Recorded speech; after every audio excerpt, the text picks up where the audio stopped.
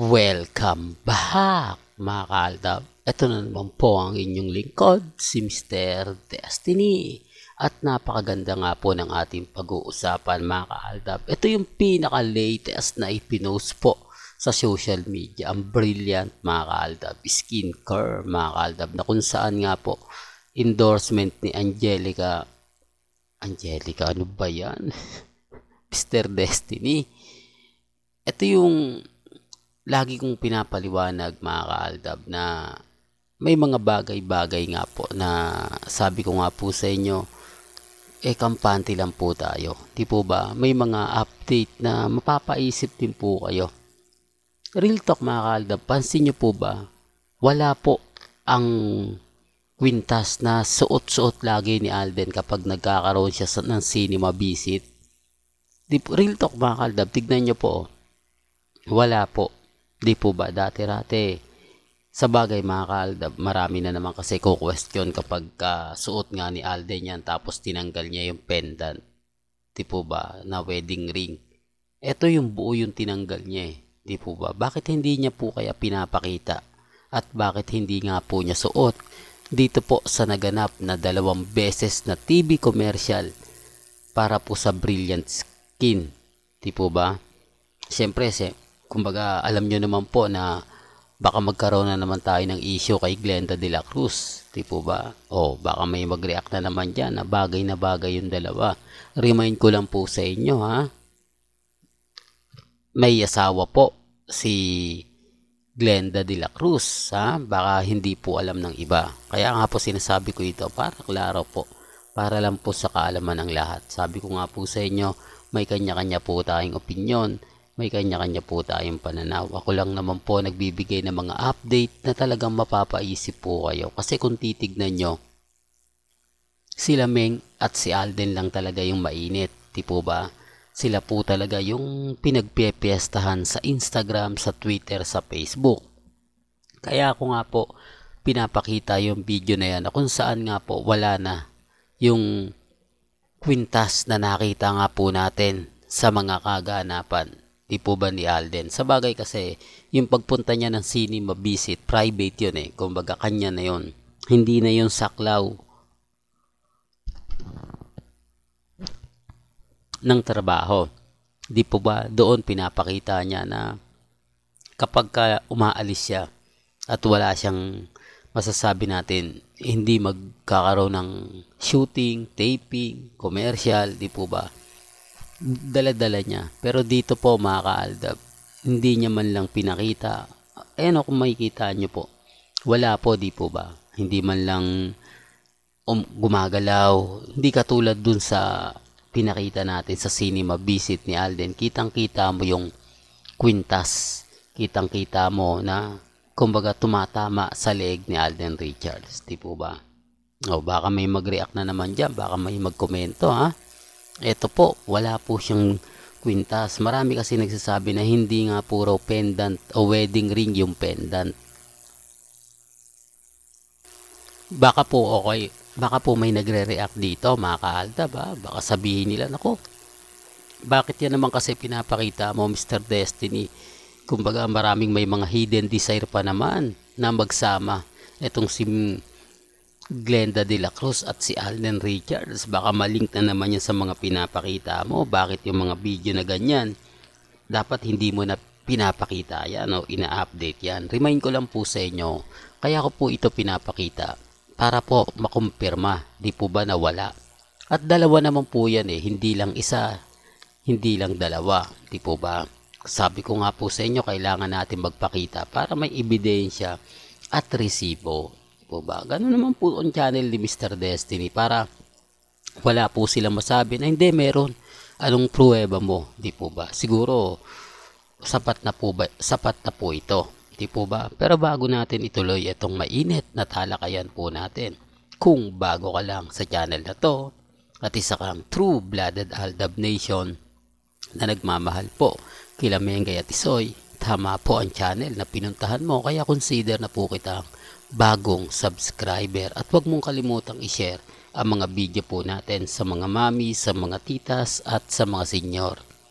Remind ko lang po sa inyo, Bakit nga po ba hinuhubad ni Alden Richards yung kwintas niya? Marahil marami nagtataka sa inyo. Mr. Destiny, kung maliligo siya, tinatanggal niya yan. Di po ba? Okay, andun na tayo. Pero bakit dito po sa commercial na to? At isa pang commercial, hindi po nakikita yung kwintas ni Alden Richards, di po ba? O sabihin na natin, ang pendant niyan, krus lang.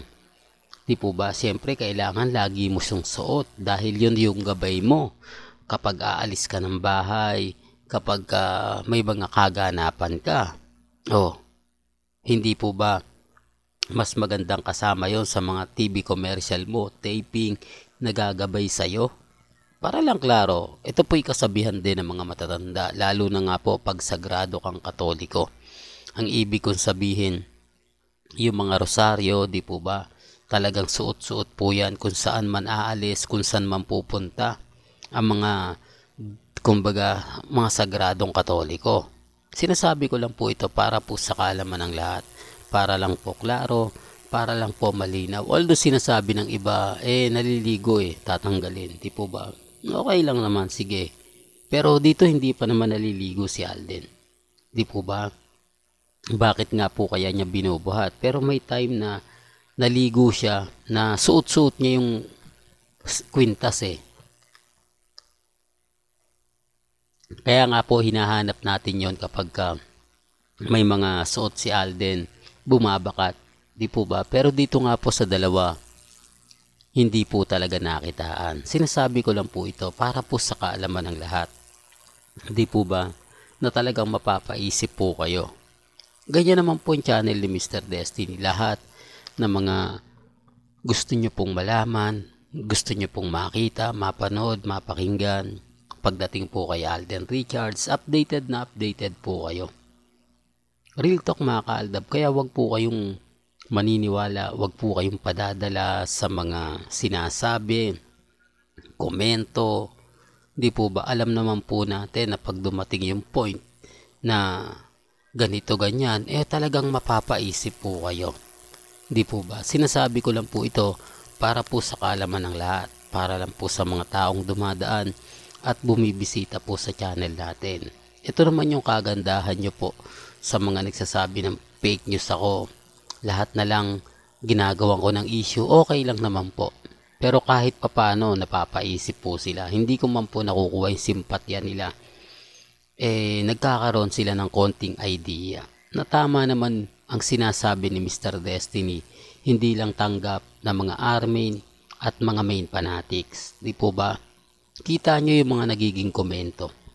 Kita nyo po yung sinasabi nila Jose, Wally sa barangay. Di po ba? Bakit nga po ba hindi nila minimension si Congressman Arjo? Hindi man lang nila binabati si Mengay. Kamusta na yung bagong kasal? Kamusta na yung kumbaga kakakasal lang? Anong feeling? Hindi po ba yung magkakaroon ng kumbaga paliwanag, yung kukunin yung opinion ni Mengay, hindi mo pa kami nakapagkwentuhan pagkatapos yung pumunta ng US, pagkatapos yung tipong, di po ba? Sinasabi ko lang po ito para lang po sa kaalaman ng lahat. Sinasabi ko lang po ito sa mga taong dumadaan at bumibisita po sa channel natin. Di po ba? Kaya nga po kita nyo, kahit saan natin tignan, kahit saan natin puntahan, basta pag pinag-uusapan Aldab, tayo po talaga yung panalo Tayo po talaga yung wagi. Ang problema lang mga kaaldab, ang dami mga naiinis, naasar kapag ako nagbibigay ng update. Totoo naman po yung sinasabi ko Andiyan si Jose, Wally, Paulo, Alan, TBJ. Sila dapat yung nagbibiro kay Mengay. Di po ba? Na sa susunod may daladala ng pakwan si Mengay. Di po ba? Yung tipong Pero gaya ng sinabi ko, wala pong pilitan dito sa channel ni Mr. Destiny. Kung ano lang po yung latest, kung ano lang po yung update, dun lang po tayo. Well, hanggang dito na lang po ang ating latest updates. Kaya kung gusto nyo pa po ng pinaka-latest, at sariwang update, abay tumutok lang po kayo dito sa channel ni Mr. Destiny para updated po kayo sa mga bago at sa mga latest po na i-upload po natin maya maya lang. Hanggang sa muli, salamat po sa panonood at pakikinig.